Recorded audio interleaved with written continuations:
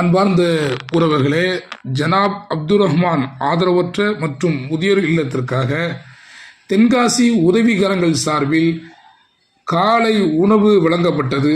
இது நமது தென்காசி உதவிகரங்கள் இரண்டாவது உணவு சேவையாக செயல்பட்டு கொண்டிருக்கிறோம்.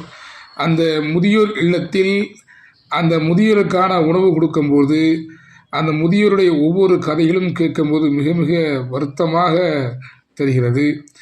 ஒவ்வொருக்கும் ஒரு முதியோர் உறவாக சொந்தங்களாக இருக்கும்போது மிக மிக ஒரு நமக்கு பார்க்கும்போது ஒரு மகிழ்ச்சியாக இருக்கிறது.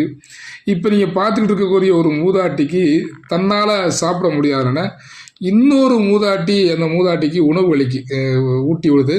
மிகப்பெரிய ஒரு சந்தோஷமான நிகழ்வு. அதை பார்த்தோம்.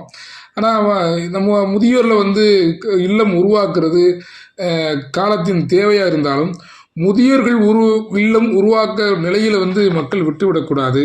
அந்த வீட்டில் இருந்து தன் தாயை தந்தையை பார்ப்பது அது ஒரு மகிழ்ச்சி. ஆனால் ஆதரவற்ற முதியோர்களை இன்றைக்கி அரவணைக்கிற இந்த மாதிரி முதியோர்களை நடத்தக்கூடிய நம்ம நூஹு ஆலிம்சாவுக்கு மிகப்பெரிய இறைவன் அருள் புரியட்டும். ஏன்னா அந்த ஒரு சேவையை எடுத்து கொண்டு போகிறது சாதாரண விஷயம் இல்லை. இப்போ நம்ம ஒரு நாளுக்கு உணவளிச்சுட்டு வாரோம். ஆனால் தினந்தோறும் நம்மளால் அதை ஃபாலோ பண்ண முடியாது. ஆனால் ஃபாலோ பண்ணக்கூடிய நிறுவனத்துக்கு நமது சார்பில் ஜஸாக்கல்லாஹ்.